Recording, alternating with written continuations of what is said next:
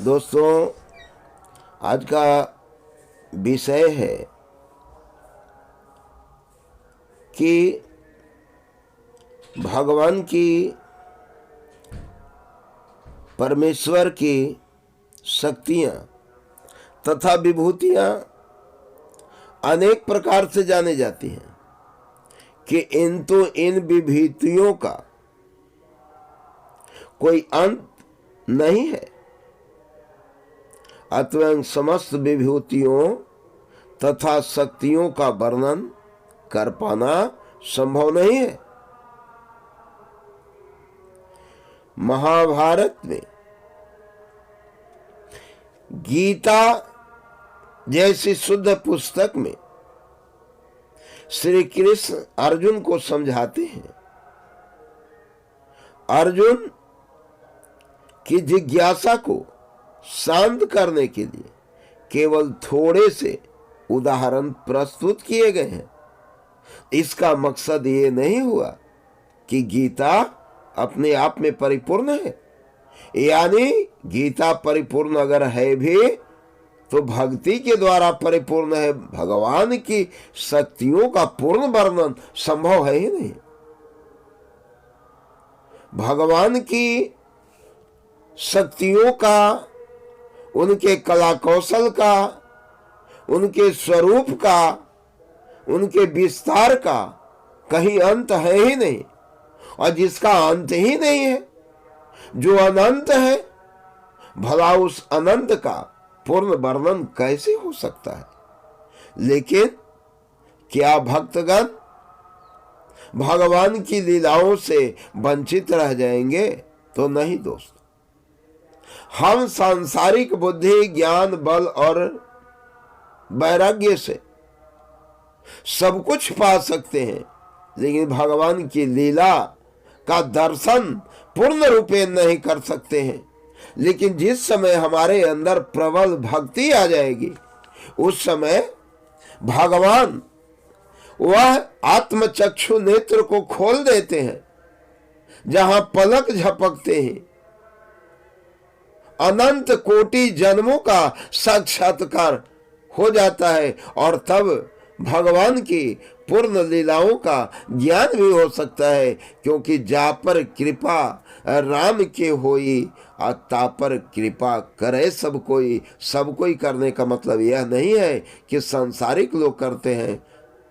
मात्र संसार के जीव जंतु और मनुष्य उस पर अनुकूल होते हैं, पूरा ब्रह्मांड ही अनुकूल हो जाता है। क्योंकि भगवान से ही पूरे एक ब्रह्मांड नहीं, कोटि कोटि ब्रह्मांड का निर्माण हुआ है। और वो भगवान ही जिस पर प्रसन्न हो गए, ब्रह्मांड नायक ही जिस पर प्रसन्न हो गए, फला फिर वह ब्रह्मांड की कोई ऐसी वस्तु नहीं है, कोई ऐसा ज्ञान नहीं है, कोई ऐसा मर्म नहीं है, कोई ऐसा तत्व नहीं है जिसे वह नहीं जान सकता है। वह सब कुछ जान सकता है। इसीलिए भगवान श्री कृष्ण कहते हैं, तुम जान लो कि सारा ऐश्वर्य, सौंदर्य तथा तेजस्वी सृष्टियां मेरे तेज के एक स्फुलिंग मात्र से अद्भुत है। किसी भी तेजस्वी या सुंदर सृष्टि को, चाहे वह अध्यात्म जगत में हो या इस जगत में, कृष्ण की विभूति का अंतरूप ही मानना चाहिए। किसी भी अलौकिक तेज युक्त वस्तु की कृष्ण की विभूति समझना चाहिए। किंतु हे अर्जुन, इस सारे विशद ज्ञान की आवश्यकता क्या है?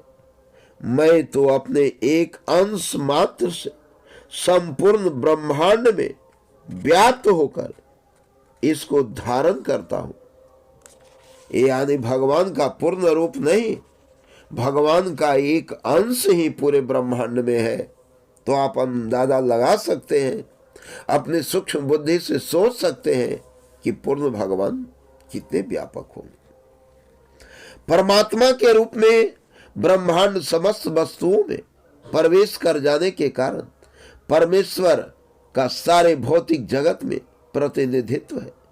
भगवान यहाँ पर अर्जुन को बताते हैं कि यह जानने की कोई सार्थकता नहीं है कि सारी वस्तुएं जिस प्रकार अपने पृथक पृथक ऐश्वर्य तथा उत्कर्ष में स्थित है, उसे इतना ही जान लेना चाहिए कि सारी वस्तुओं का अस्तित्व इसलिए है क्योंकि कृष्ण उसमें परमात्मा का रूप में प्रविष्ट है। ब्रह्मा जैसे विराट जीव से लेकर एक क्षुद्र चिट्ठी तक इससे विद्यमान है क्योंकि भगवान उन सब में प्रविष्ट होकर उनका पालन करते हैं। एक ऐसी धार्मिक संस्था मिशन भी है जो यह निरंतर प्रचार करती है कि किसी भी देवता की पूजा करने से भगवान या परम लक्ष्य की प्राप्ति होगी, किंतु यहाँ पर देवताओं की पूजा को पूर्णतया निरुत्साहित किया गया है क्योंकि ब्रह्मा तथा शिव जैसे महानतम देवता भी परमेश्वर की विभूति के अंश मात्र हैं। वे समस्त उत्पन्न जीवों के उद्गम हैं और उनसे बढ़कर कोई भी नहीं है।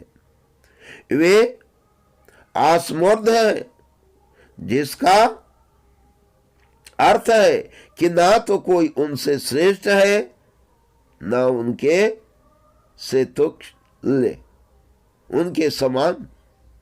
पद्म पुराण में कहा गया है कि जो लोग भगवान कृष्ण को देवताओं की कोटि में चाहे वे ब्रह्मा या शिव ही क्यों न हो मानते हैं, वे पाखंडी हो जाते हैं।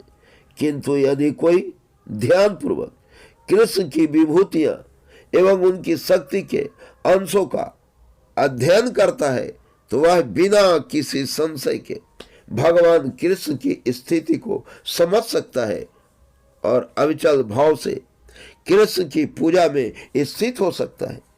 भगवान अपने अंश के विस्तार से परमात्मा रूप में सर्वव्यापी है जो हर विद्यमान वस्तु में प्रवेश करता है। अतः क्षुद्र भक्त पूर्ण भक्ति में कृष्ण भावनामृत में अपने मनों की एकाग्र करते हैं, अथवा वे नित्य दिव्य पद में स्थिर रहते हैं। कृष्ण की भक्ति पूजा का स्पष्ट संकेत है। शुद्ध भक्ति की यही विधि है। इसकी भली भांति व्याख्या की गई है कि मनुष्य भगवान की संगति में किस प्रकार चरम भक्ति सिद्धि प्राप्त कर सकता है। कृष्ण परंपरा के महान आचार्य शील बलदेव विद्याभूषण इस अध्याय का टीका का समापन इस कथन से करते हैं। यक्षक्ते लेसात सूर्याधा भवन्त्यत्ययो ग्रतेजस यन्दसेन धृतं विश्वं च कृष्णो दशमोऽचर्यते। प्रबल सूर्य भी कृष्ण की शक्ति से अपनी शक्ति प्राप्त करता है और सारे संसार का पालन कृष्ण के एक लघु अंश द्वारा होता है। अतः श्री कृष्ण पूजनीय है। जय हिंद दोस्तों, आज इतना ही।